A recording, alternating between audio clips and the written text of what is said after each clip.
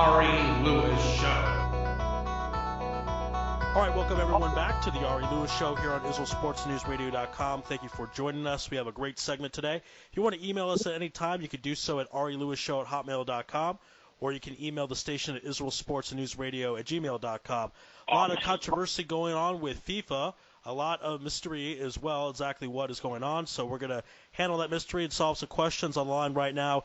BBC World Service News correspondent and writer for Vice, Raphael Gellar. Raphael, how you doing out there? Good, man. How you doing, Ari? I'm doing great. I'm doing a lot better than FIFA's doing. My understanding is they wanted to kick Israel out, or a certain segment did, and all of a sudden there was a controversy that some of the officials got busted. We're hearing charges of bribery. Tell us exactly what happened. Basically, the short version is, because it's a very long story, is for many years we've known that FIFA has been corrupt, and it appeared that no one really wanted to either do anything about it or that people were worried about the consequences. But the United States decided to launch a major investigation since, a lot of a lot of the people part of it have offices on United States soil, so they have the right to do it with the help of the FBI and the Department of Justice and all these, organizations. And they decided to start investigating, and through their investigations, they just found out everything we basically knew, but they found the exact details. And a lot of people got arrested, major senior executives in FIFA. We're now hearing more reports. The Irish Football Association today admitted that they got paid £5 million or euros to. Back in 2009, there was a famous handball that everybody knew it was a handball, and the referee made a big mistake. And the Irish FA, the Football Association, wanted to do something about it. They wanted to, it kicked them out of a tournament, so they wanted to do something about it. And now the reports have come out that FIFA paid them $5 million to just be quiet and not do anything about it. So, as we all know, Sepp Blatter, the president of FIFA, resigned. Things are looking really, really bad for FIFA, and it looks like they're going to have a new president. They're going to have a new leadership. They're going to have a lot of new things. And to reminder, Blatter's been the president since the mid-'90s to late '90s. He's been around for 20 years. So it's going to be the first time FIFA has a new president in the 2000s. So it's very exciting times ahead, because there's time for Blatter to get out. Too much corruption, and it's good to know now that all these stories are starting to come out. Like I said, a great example is with the Irish Football Association that admitted today that they took $5 million from FIFA, which is unbelievable. But the quote is, "We came to an agreement. It was a payment to the association to not proceed with the legal case." So basically, they were paid $5 million to be quiet and not go and continue to make noise that this was a handball, and everyone knew it, Ari. So basically, FIFA said to them, "We'll give you $5 million if you shut up," and they took the money. So they're just as guilty, to be honest. But lots of these stories, I think, will come out. This is just the big one of today. Now, you were mentioning the U.S. officials decided to proceed with the investigation, even though they knew for a long time there was corruption with FIFA. I'm curious, why now? What in particular made those officials to decide to pursue the investigation now as opposed to a few years ago? That's a good question. I think, shows like E60 on ESPN with Jeremy Schaap, and really great journalism by the New York Daily News and The Guardian and the Times of London, these massive media organizations that have spent a lot of money on sending their reporters to Qatar or sending their reporters to do some real serious investigative journalism. I think without those journalists, it would have been possible for this to happen. A lot of journalists opened a lot of doors, and then the Department of Justice in the United States came through and decided to start investigate. And I think that's why now. I mean, in the last few years, there's really been a lot of stories in the mainstream media about how corrupt FIFA is and how they're hiding it and how it's not acceptable. It's, there's no reason for it to be that way. On the other hand, it's important to note that Sepp Blatter did do a lot of good things for football. Before his time as president, the FIFA was really just focused on Europe. And as Blatter became president, he started focusing on Africa. He started focusing on Asia. He started making it really a global master game, where before everyone just cared about Everyone just cared about the Europeans and South America and the big teams that we all know, Brazil, Argentina, all the big European countries. He really put an emphasis on, major tournaments in Africa, major tournaments in Asia. He made the game global, and that's important. I mean, that's really important. I mean, obviously he's not a good man in terms of his corruption, but he did do some good things. It's a new time for FIFA. It's a new time for football fans such as myself who grew up with it, and our whole lives this has been our favorite sport. And it's exciting because someone like me, my whole life Sepp Blatter's been the president of FIFA, so I don't know what it's like to have a different president. I have no idea, and it's exciting to me to see what direction they'll take with the new presidency. And there's rumors, of course, it could be Prince Ali of Jordan. That's a big name. What are the odds that he would take it? And if not him, who are some other candidates to take over as president of FIFA? Well, he's a great, he's very well liked in the Middle East because he is friends with a lot of Arab countries, but at the same time, he has a very, very close relationship with Israel. I just wrote a big feature for Vice Sports on all this situation between Palestine and Israel at FIFA. Maybe we'll get to that later in the interview. But, he has close relations. This is Prince Ali. He has close relations with members in the Israel Football Association. If you remember, Ari, his father, King Hussein, was a big ally of Israel when a Jordanian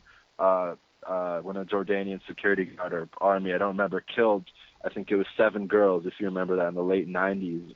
Or the early 90s, I believe. I'm sorry if I'm off with dates. I just don't have it in front of me. He went to every single Shiva. The Jordanian king went to every single Shiva and, said, I'm sorry for what this man did. So he, this family has good relations with Israel for an Arab country. And that's important, obviously, for our region. But he's a guy who's a military man. He has a big background in the military. He's not an amazing public speaker, which I think is a bit of a problem, but that I know he's working on that right now. But he's a very, he represents kind of this new voice. But Grant Wall, who's the Sports Illustrated senior soccer writer, had a great tweet the other day that really kind of changed my mind on things and said the new president of FIFA shouldn't be anyone who is connected at all to FIFA in the last 10 years, because even if the person who's running for president, let's say like Prince Ali, is not corrupt, don't you want to kind of have a new name who hasn't been involved with this whole corruption, whether they've directly involved with it or just were, in FIFA at the time. It's not really fair to maybe people who weren't corrupt, but you kind of want like a blank slate. Some other names to be president: Luis Figo, of course, a former Portuguese legend who played for Real Madrid in Barcelona and was one of the best players, in the late 90s, 2000s. Also was a star on the Portuguese national team. There's lots of other names that will come up over the next couple of years. There's a lot of key players in Europe. There might be some Asian people from Asia who want to take a whack at it. And now that Blatter's gone, it's going to be a very open game because you're now going to be competing against each other, new people against each other, not people against Blatter. When it was against Blatter, it's very, very difficult to beat Blatter because he has that love and attention from all the African and Asian countries. And the way FIFA is set up is that every country has exactly the same, the United States has the same vote that Fiji has. Their vote counts as exactly the same. So if you're Sepp Blatter and you have all the support of every single country in Africa and almost all the Asian countries, that's it. You can win the election. Even if everyone else hates you and no one else likes you, if you have all those countries, 56 countries in Africa and 40-something countries in Asia and then a few countries here and there, you get the majority. So because there's 209 members in FIFA. So, now that Blatter's gone, it's going to be very interesting to see who gets what region, and it's going to be pretty exciting stuff. Again, this is the Ari Louis Show here on IsraelSportsandNewsRadio.com. Thank you for joining us. Our guest is Raphael Gellar, BBC World Service news correspondent and vice writer. Let's talk about this Israel connection because there was a rumor, a story that certain aspects of FIFA wanted to kick Israel out. Well, what exactly was that about? What did that mean? And who were the people or countries behind that? Well, the Palestinian Football Association had a goal of trying to suspend Israel from FIFA for a while, and they were going at it. They went to Europe, to Zurich, which is where FIFA is based, and they tried to get as many people to support them. They needed 75% of FIFA nations who were voting to get this agreement. I did a lot of work on this over the last couple of weeks, and from all the people we've spoken to, whether it's Palestinians or Israelis, there are lots of talks, indirect talks, direct talks, with so many countries. I mean, it's very hard to do in a quick radio segment. But at the end, the president of the Palestinian Football Association decided to suspend or I guess you could say drop the bid to suspend Israel. He realized that, it wasn't going to happen. He also got a lot of pressure for countries like Germany and Brazil to drop the suspension bid, and that's what he did at the last minute. And there's even an infamous or famous handshake between the president of the Israel Football Association and the president of the Palestinian Football Association, which every football association head saw. And if you're watching the Congress live like I was, everyone in the world could see it. And it was a cool thing to see, these two people shake hands and try and get, that beyond all the politics and focus on the football. All right. And last question we have for you. You talked about the article in Vice that is discussing this issue. So tell listeners about that article and also where they can pick it up and read that. Well, you can go to Vice Sports on Google. Vice Sports is obviously affiliate of Vice Media. Basically my partner and I, Aaron Gordon, he's a senior staff writer at Vice.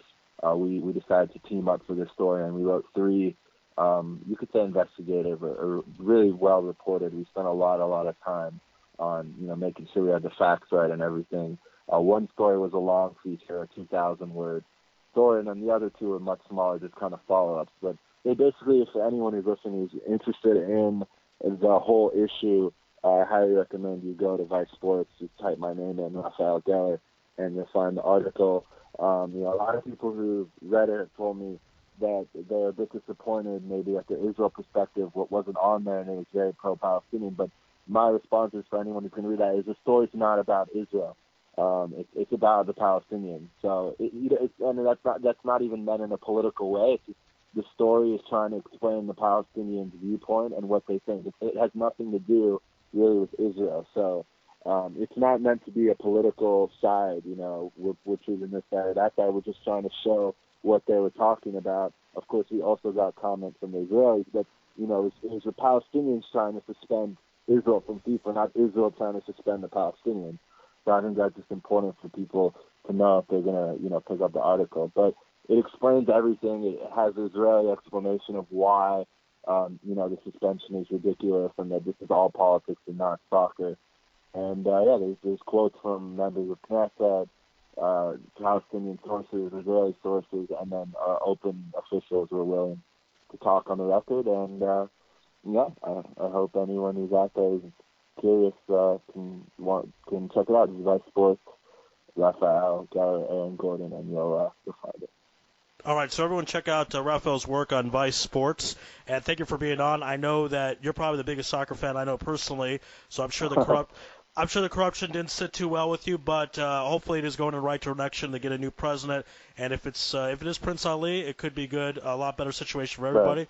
So hopefully that's what will happen. We thank you for your time. We know you're a very busy guy, but thanks for being on the program today, and enjoy watching soccer. I know you will, nonetheless, whether I say it or not. Yeah, anytime. Next Friday, Israel against Bosnia, the biggest Israel national team game, and this is the biggest game, so hopefully Israel gets to win, and maybe we'll talk about that. I'm actually going to Bosnia, so maybe we'll talk about that after I get back on your show next time. Absolutely. Yes, let's do that. All right, Raphael, thank you so much, and Shabbat Shalom to you as well.